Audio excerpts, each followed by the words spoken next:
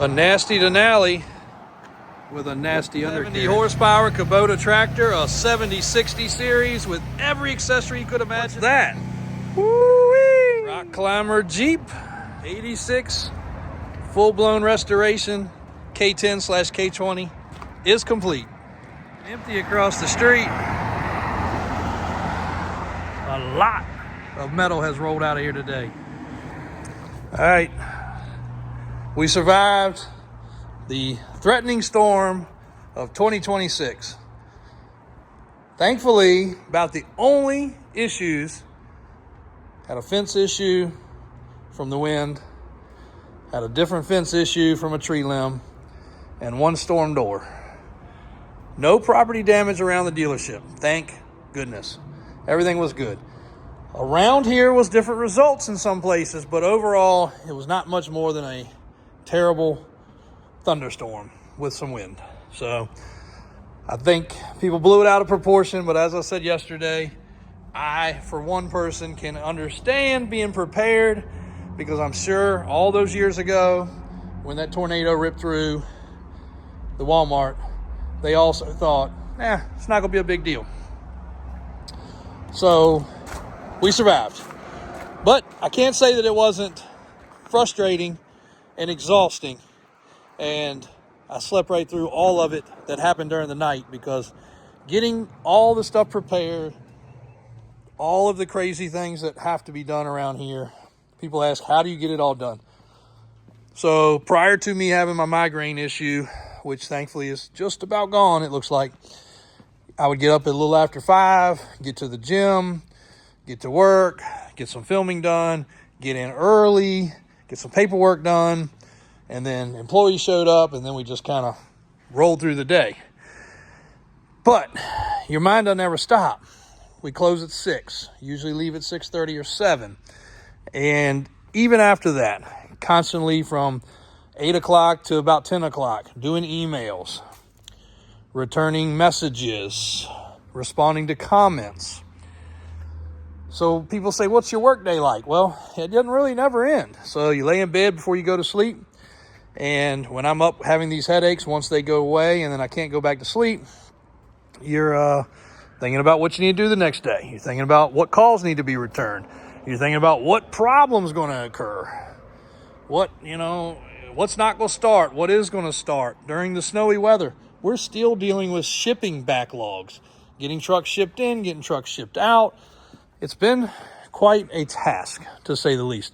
But you can't complain. You just got to keep your head up and keep going. But for a legitimate answer to work day, 16 to 18 hours, part hands-on, physically working, doing stuff, and then part mental. And I think the mental part is what most people can't comprehend.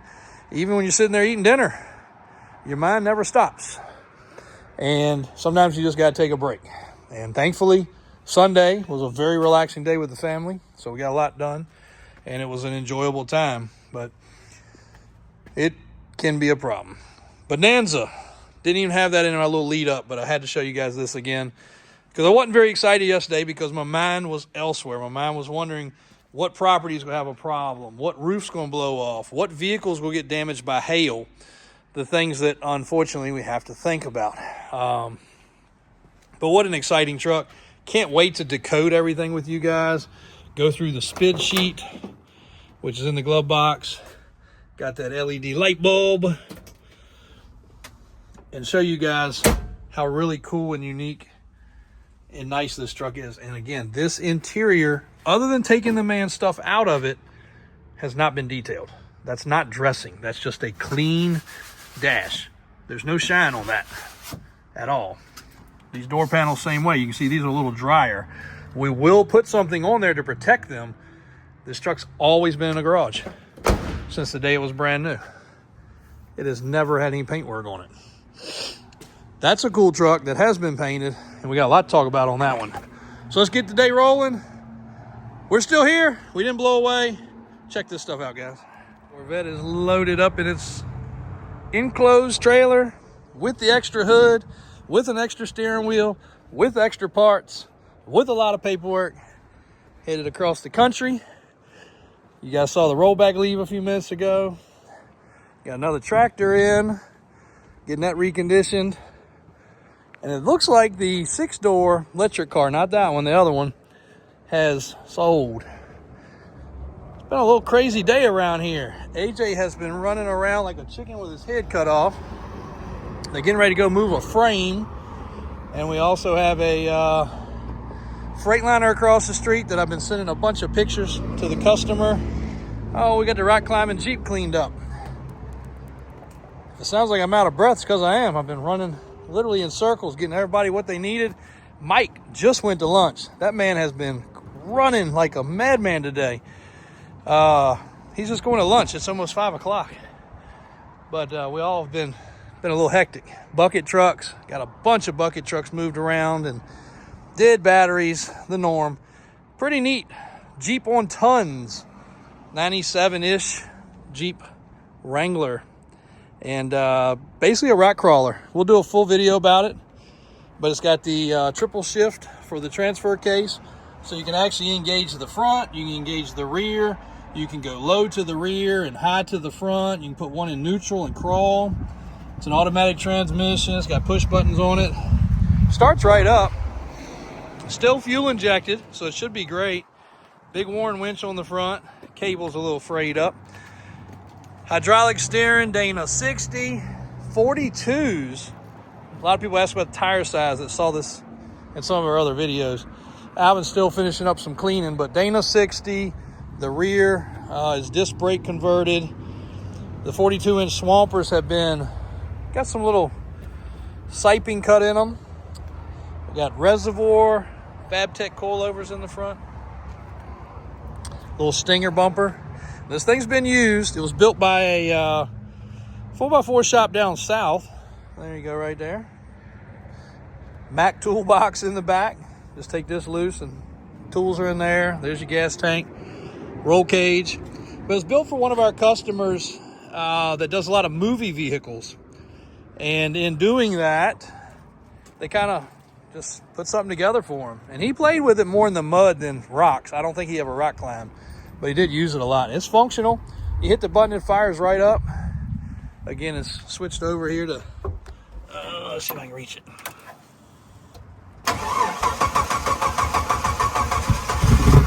There we go.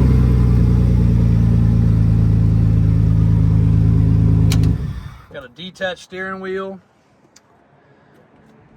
She's got some battle scars, but really cool vehicle overall. And Alvin washed it off. It was kind of dirty and muddy. Frame's in good shape. It's got a truss, like a tubular truss built to hold the hydraulic steering and kind of truss the axle out. Poison Spider diff cover. High steer, of course. So that's going to be a fun toy for somebody. Don't know we'll get on the website today or not. And then the black 86. Catching my breath here.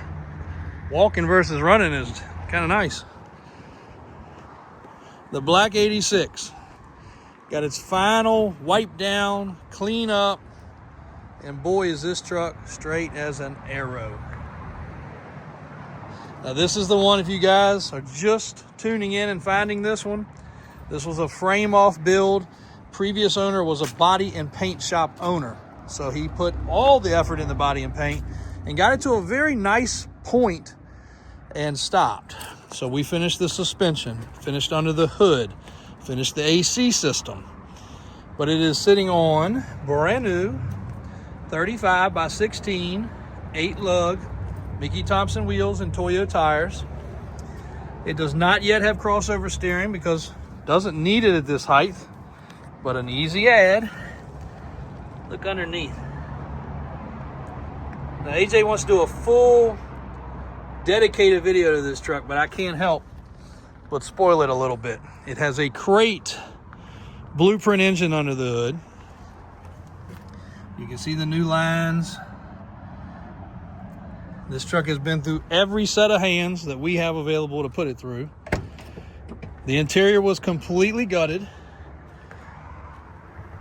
We went with this silver / charcoal interior. Door panels, lower sections, carpet, seat, stereo. Didn't go overkill, but need a little sound. Visors, dash, retro radio, kick panel speakers, and factory GM floor mats. It turned out really, really good. All new exhaust and rear disc brake conversion. Now we're getting ready to show you two more trucks back to back this week. You'll notice that we're dual tank trucks. They only have a single tank. Now if you want to add a tank back, it's not that big of a deal, depending on where they have chopped things up. But most people figure they're not going to drive it enough to need the dual tanks. We all know the dual tanks had problems. So it's not uncommon to see a dual tank truck only have one tank. And that's what this one has, of course. But if you wanted to put another one under here, you could go saddle tank, or you could go aft tank, whatever you chose to do. This is a clean truck underneath. But it would depend on how the lines have been chopped and cut and what needs to be put back and the switcher valve. Now this truck was never, the reason I'm bringing all this up, it was never a dual tank truck. It doesn't have a switch. So it was a dual tank bed that was sourced on this truck, but it does not have a hole, nor did it ever have a hole for the dual tank switch.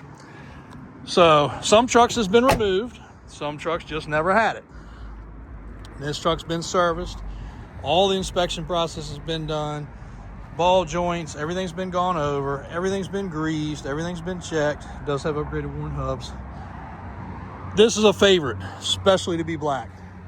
It is impossible to get a black truck to be straight and clean.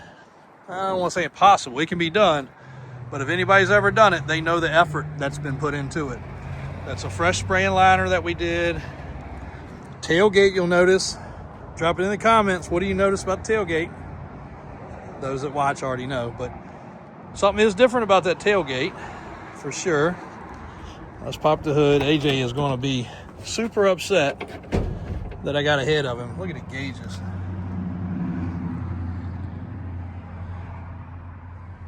Really nice. Strikers.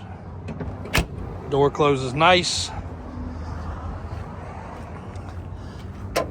Because he really had a whole video laid out for this truck, but the attention to detail, and of course it has been through everybody's hands, so that's why, but AC, all the lines, all the fittings, get your Edelbrock carburetor there, coolant bottles, fresh, wiper motor, and the wipers are actually wired and proper. The headers look great. The frame is ridiculously nice and clean. Even the shroud bolts. So when you say bolt nut restoration, you know, that's what you get into. Even the screws are proper hex screws. The proper little 8mm. Actually, those are probably 6.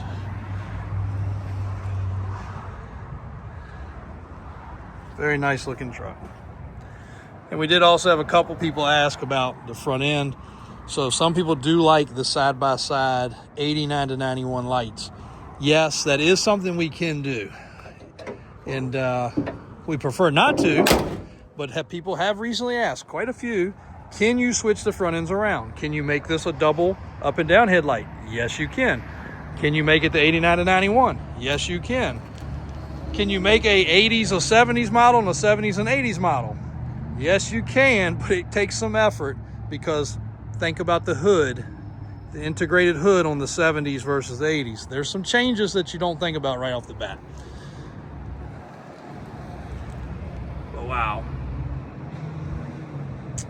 Pretty impressive. So getting ready to go in the showroom. She's done, officially ready to go.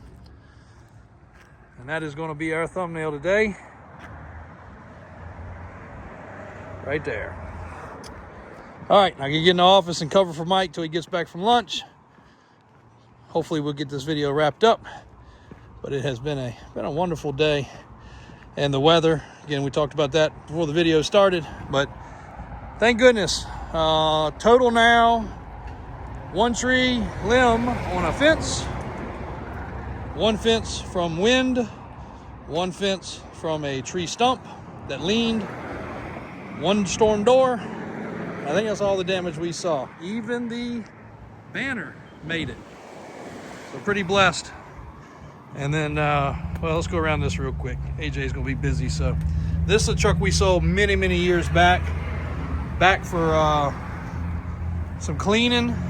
You see the wheels, American Forces, they look terrible. But we're gonna do an undercarriage clean and paint. And I wanna show you guys that process as we go through it today. Well, not today, you're not gonna see it today, but you will see it when we're done.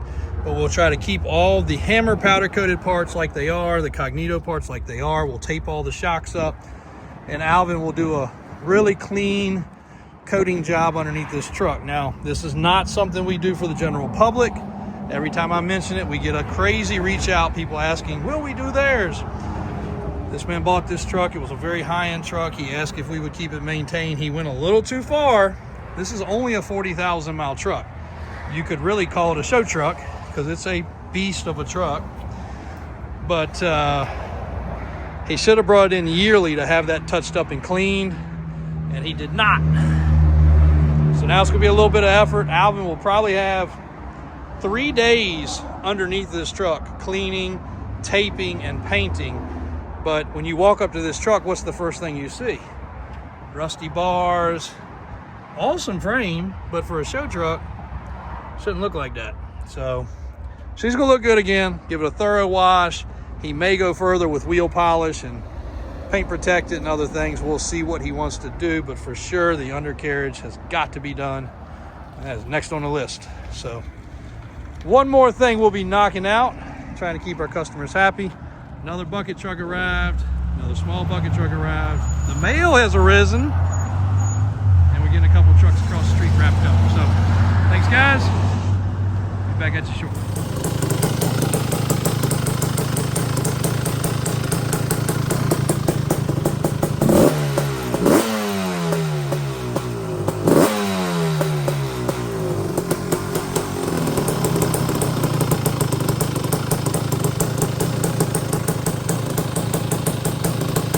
That little 250R clip. What a beautiful running 85. California titled 250R. Sounding great, looking great. What a clean little unit. We'll see you guys tomorrow.